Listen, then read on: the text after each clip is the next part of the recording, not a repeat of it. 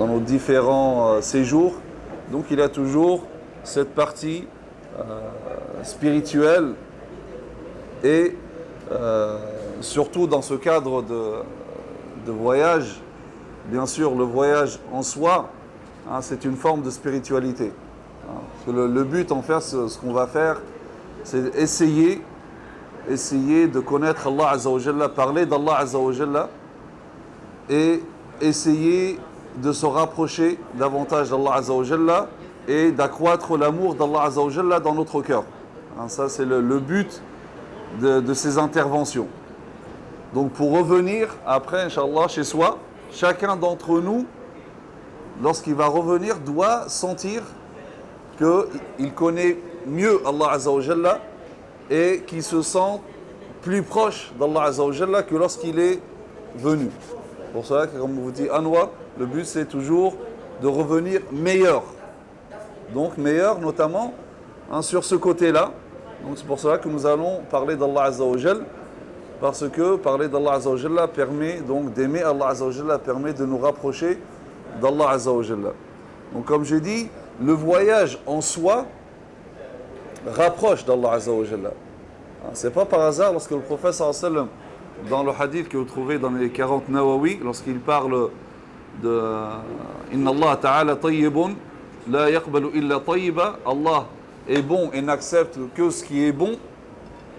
Ensuite, le prophète sallallahu alayhi wa sallam donne l'exemple d'un homme qui, au cours d'un long voyage, Ash'ath Aghbar, donc il y a les traces de voyage sur lui, poussiéreux, etc.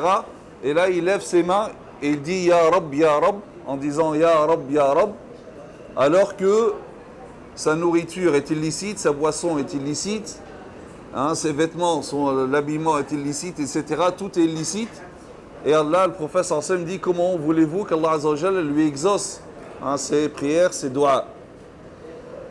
Ibn Rajab al-Hanbali, le grand savant Ibn Rajab, en commentant ce hadith, notamment cette partie de l'invocation, il cite les causes d'exaucement des doigts. Et parmi les causes, comme l'a dit le professeur Hassan, dit le voyage. Le long voyage, et en particulier lorsqu'il est pénible. Pourquoi?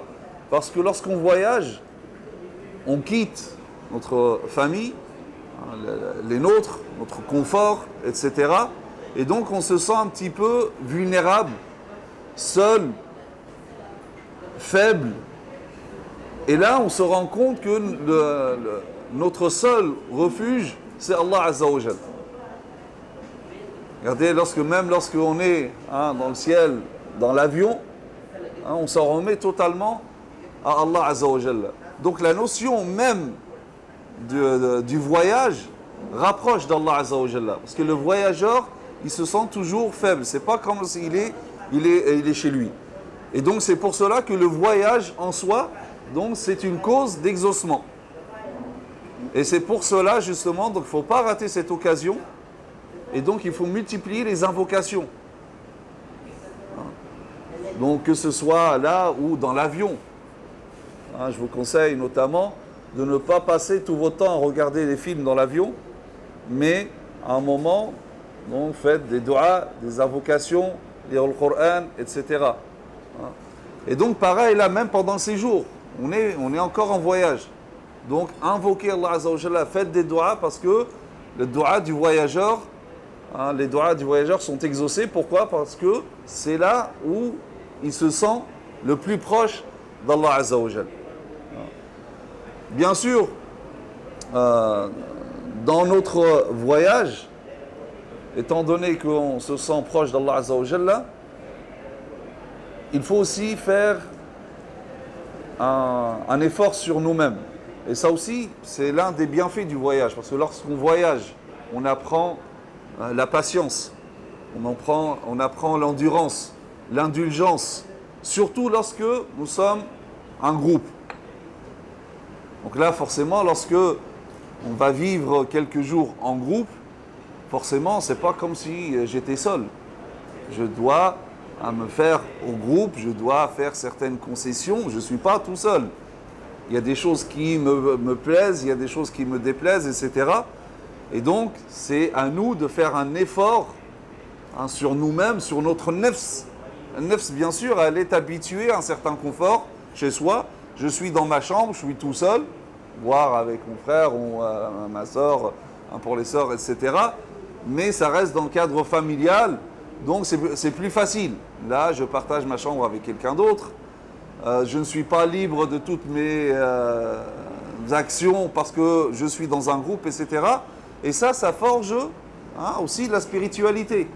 Parce que ça m'apprend la patience, le respect de l'autre, l'amour de l'autre, parce que c'est comme ça aussi qu'on va découvrir l'autre. C'est en voyageant avec les personnes qu'on apprend à mieux se connaître.